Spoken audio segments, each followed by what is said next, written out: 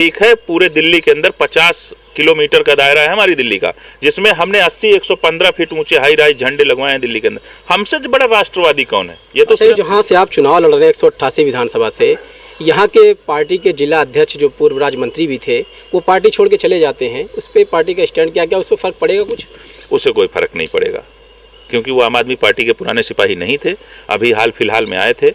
उनको लग रहा था कि मैं चुनाव लड़ूंगा, पार्टी ने उन पर भरोसा नहीं किया और उनको टिकट नहीं दिया, जिसकी वजह से नाराज होकर के वो चले गए। ऐसे लोग तमाम आते जाते रहते हैं। ऐसे लोगों को भारतीय जनता पार्टी और समाजवादी पार्टी, कांग्रेस, यही सब शरण दे सकते हैं। कल के लोग आए हैं पार्टियों में, इन सभी पार्टियों में। आज तमाम सारे ऐसे कार्यकर्ता हैं जो पार्टी के वफादार हैं।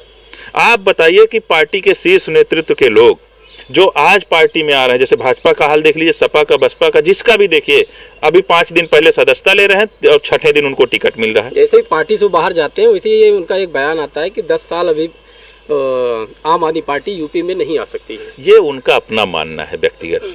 अगर मैं व्यक्तिगत तौर पे कहूँ तो वो हमारे कुलश्रेष्ठ हैं, राज्य मंत्री भी रहे हैं, इसलिए मैं उन पर व्यक्तिगत कोई टिप्पणी नहीं करना चाहता हूँ। क्योंकि आखिरी सवाल आपसे कि 2022 के चुनाव में आम आदमी पार्टी 403 सीटों में कितनी सीटें जीतने? 80 सीट हमारा इंटरनल सर्वे है आम आदमी पार्टी का, और जो हम कहते हैं हमारी पार्टी वही बोलेगी जो सच होगा। दिल्ली में हम उतना ही बोलते हैं जितना सच होता है, पंजाब में हमने उतना बोला जितना सच था, उत्तराखंड भी। इसलिए मैं उन पर व्यक्तिगत कोई टिप्पणी नहीं करना चाहता हूँ। क्योंकि आखिरी सवाल आपसे कि 2022 के चुनाव में आम आदमी पार्टी 403 सीटों में कितनी सीटें जीतने? 80 सीट हमारा इंटरनल सर्वे है आम आदमी पार्टी का, और जो हम कहते हैं हमारी पार्टी वही बोलेगी जो सच होगा। दिल्ली में हम उतना ही बोलते हैं जितना सच होता है, पंजाब में हमने उतना बोला जितना सच था, उत्तराखंड भी हम वही बोल रहे हैं। तो हम जितना बोल रहे हैं, अभी आज की डेट में आम आदमी पार्टी 80 सीटों पर चुनाव जीत रही है, और जिसमें एक सीट 188 विधानसभा सुल्तानपुर भी है।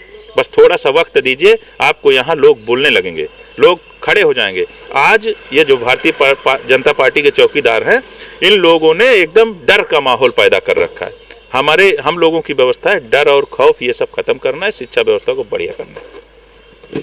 बहुत बहुत धन्यवाद आपका।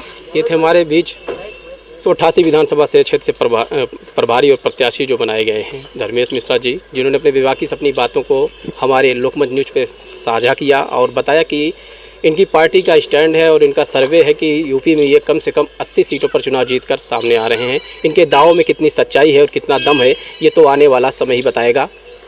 सुल्तानपुर से सरफराज अहमद।